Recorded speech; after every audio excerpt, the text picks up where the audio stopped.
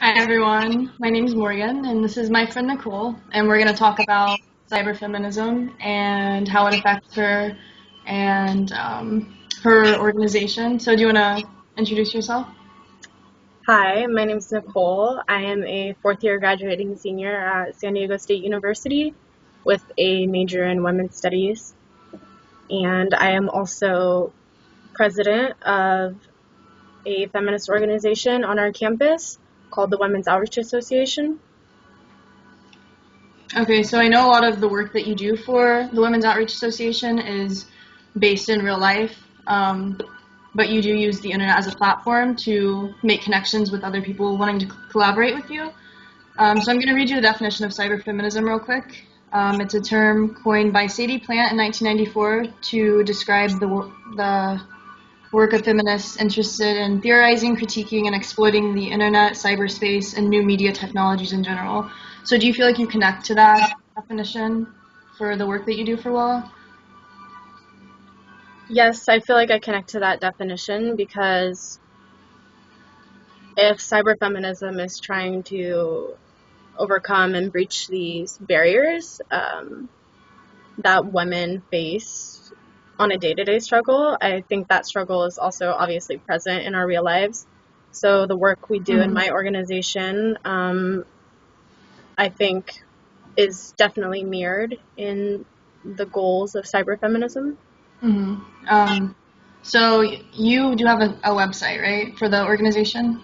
Yes, we have a website and a Facebook profile, and we all have email accounts specifically for the leaders in our group. We all have email accounts, which are specifically we use on behalf of the org when answering emails and stuff, because we do get a lot of inquiry and just requests on collaboration or questions about what we do via email and because of our online presence. Okay, so a lot of your connections that you've made through the association wouldn't be possible without, your website and your presence online. Yeah, I think if we didn't have our presence online, then we would probably get a lot less membership or attendance at our events because we use our online presence to promote the events that we're having and promote our weekly meetings, and just to get the word out about the existence of our organization and the space that we provide. Okay, so I wanted to talk a little bit about Tumblr as a platform. We used it a lot in class to post, and I've used it a lot growing up to discover feminist issues. It was really the first place that I found a network of feminists. It's with Tumblr as an introduction to feminism in high school. Growing up small Midwest town, obviously it's not the most progressive environment, and we don't talk about feminist issues or even the feminist movement or even women really at all in their curriculum. So Tumblr was definitely my introduction to talking about these issues and the fact that they exist and the fact that rape culture exists and these things are prevalent and real, and being able to access that in like terms that were easy to understand and not too academic was very helpful, like as a 16-year-old, and it provided me with that space to learn before I came to a college setting, and then found this found my organization that I'm in now, and found my major of women's studies, which is pretty much everything that I sort of absorbed from Tumblr, but in like real academic Right. Yeah. theory and discourse. Right. I know we were just talking the other day about a post that we saw on Tumblr. I'm going to read it because it connects really well to this article that we read in the beginning of class. It was Mia Consalvo's Cyberfeminism, and she speaks on Donna Haraway's manifesto for cyborgs. And in this article, Haraway argues for a socialist feminist cyborg that challenges the singular identities and grids of control that work to contain women and other marginalized groups. And then that post on Tumblr that we saw is talking about millennials and how we've been so fucked over by capitalism that we created our own sub-economy using PayPal and crowdfunding to basically be the socialist inner community that gives money to each other for basic survival needs just to feed families or ourselves. We crowdfund like 50 cents from people who barely are surviving themselves but maybe have an extra dollar that month, and we know what goes around comes around. So I would say that exemplifies exactly what Haraway was saying about using the internet to create this sort of socialist atmosphere. You know, we're helping each other, we're breaking out of these grids of control. So I think this progressive movement wouldn't be possible without cyberfeminism influences. I agree. Yeah, I agree as far as crowdfunding and raising donations is something that's possible like exclusively because of the internet, and it definitely makes it much easier to bridge those gaps of distance, and because in real life you might not have people who want to support your endeavors. Like I see a lot of GoFundMe's where trans folks are wanting to get top surgery, something like that, and then they crowdfund and do a GoFundMe, and then end up getting a lot of donations from people who actually support that, or people who have experienced that before and understand that struggle, whereas in real life they may not have that support system or even the means or access to raise that money at all on their own. Right, and that's something we also sort of talked about in class, the idea of the internet being this sort of safe space. And we talked about how the internet can be a safe space and it can resist inequalities, but it can also definitely reproduce them. I know I talked to Laura Mathis a bit about this. Okay, so on the subject of Tumblr, there's a popular Tumblr artist named Laura Mathis. She's a non-binary femme based out of San Diego, and I know you two have not necessarily collaborated together, but you both worked towards the same events, done the same sort of programs. What have you guys done together? We both participated in an event on a different university, and they hosted an event called FemFest, which was a bunch of artists presenting their music, zine workshops, and just educational workshops in general, sort of celebrating women and femmes in general. Yeah, so I spoke to her because I thought she would be a good source, just because she did sort of rise to fame on the internet as a non-binary femme, so she sort of deals with these drawbacks of visibility or hypervisibility, I guess. Okay, so due to Laura's hypervisibility, some drawbacks come with the fact that she has been able to use the internet as a platform to spread her art and her poetry. So I think we talked a bit in class about the idea of the internet as a safe space, but also a place that can reproduce these inequalities. And there was an article by Kasana in the article, Kasana says that as a Muslim woman on the internet, she's noticed that she's used as sort of an academic project or like a token versus a human being just sharing her thoughts on the internet. So I think whenever I spoke to Laura about this sort of situation of hypervisibility, these feelings of fear, because she writes a lot about feelings and emotions, and she found that people would make fun of that and think that she was being dramatic or a bitch just because she was sharing her work online and because she did have this sort of visible, public profile. The internet provides a mask where you can hide behind. So the internet, can provide a mask where people can harass without shame, without it coming back to them, because you hide behind the keyboard and say whatever you want, and then it's not traced directly back to you. Right. So that side makes the internet kind of a really just risky. It's risky to expose yourself like that on the internet because of the potential backlash. Yeah, on the same idea of this anonymity on the internet being a kind of dangerous thing, we watched this film called American Reflex where this woman goes out in public wearing a mirrored mask and walks around, I think it was Myrtle Beach, and like she has this crowd following her, and they're just sort of curious about what she's doing because she's dressed in like a really, short tight dress, heels, and then this mirrored mask, so her identity is totally veiled. And as the film goes on, people start throwing things at her. They start, accusing her of being a he, thinking like it was really interesting because it kind of plays into the idea that if a woman is hiding her face, or I guess, yeah, if she's hiding her face, then she's hiding her identity in general.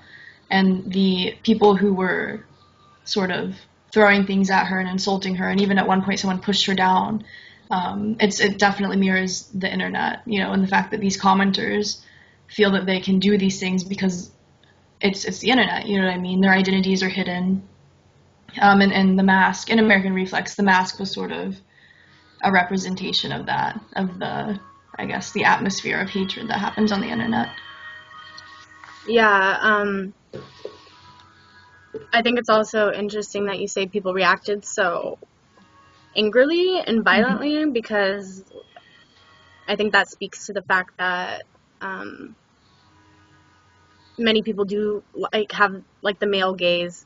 There's an entitlement to a woman in her body, and to know so when a woman tries to hide those features, she's seen as deceitful, or deceitful, or must be doing something wrong, must be lying, when in reality it has nothing to do with the other person, most likely.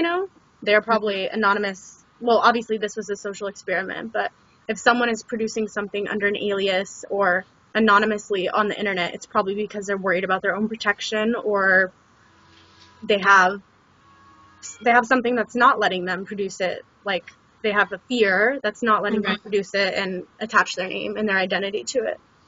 Okay, so in the same vein of women facing harassment online for doing basically anything, I know you, a couple of years ago, there was an issue at your school where a lot of, I guess, a fraternity was harassing your organization. Could you tell me a little about that? Yeah, so my organization hosts Take Back the Night on our campus every year, and for those who aren't familiar with that, Take Back the Night is a movement and a rally that happens globally, with the goal to spread awareness about and end sexual violence and just gender-based oppression in general.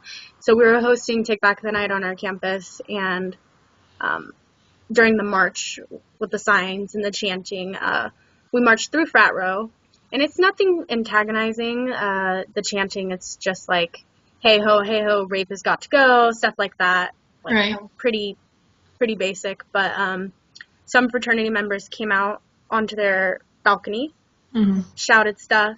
There were several of them, so they kind of had that mob mentality. There's several. You couldn't pinpoint people specifically, but it was a fraternity. Came out on their balcony, just started booing, cussing, and then actually a couple of the men started waving dildos at the protesters who were marching by. But obviously that was recorded. And then these protesters went to the school with that information, because that's obviously not acceptable.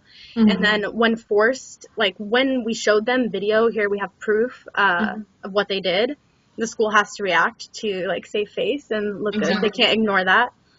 So that fraternity ended up getting kicked off the campus and disbanded and had to pay a fine and things like that. So I think definitely online and in real life, whenever you are an outspoken woman, or you can be harassed for doing anything, but particularly when you're being outspoken or speaking about issues that are kind of controversial or taboo, you definitely are on a platform for harassment.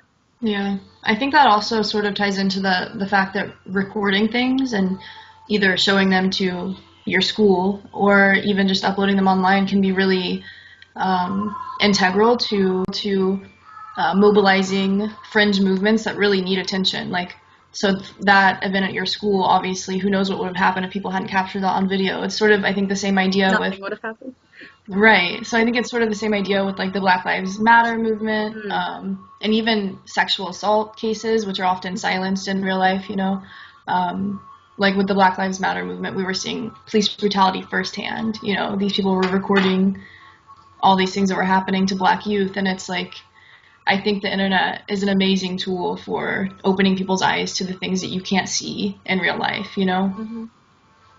Yeah, I think definitely, like, at least American culture has this mentality of, like, don't believe it till you see it sort of thing. So having the internet as a means to upload videos and unfiltered footage that you wouldn't really see on the news, or you wouldn't get that side of the story on the news because they have a different agenda, you know, than what's actually happening. So I think especially Twitter, too, has been really important for mobilizing and sharing information about actual, like, events that are happening with the rest of the country. Okay, so I know your organization does a lot of work to fight sexual violence, and I wanted to sort of get your opinion on how you think the internet also works against sexual violence. If I don't know if you remember, but there was the mattress performance, Carry That Weight, which was Emma Solkowitz's senior thesis, and it was essentially she was sexually assaulted on her mattress in her dorm room, and she filed a complaint, and nothing was done about it, but she was able to use the internet as a platform to, you know, tell everyone what happened, this is not okay. And I think people all over were able to connect to that, you know, say that this is happening where I'm at too, and this isn't okay. Yeah, I think Columbia is a high-profile university, so, and it's a big school. So even if she had done her mattress performance and no one outside of Columbia really heard about it, she would be, you know, still obviously inciting something at that school, because really, like, so much support jumped out after she started her project. Outrage, and the university was forced to react because of how big that whole situation got.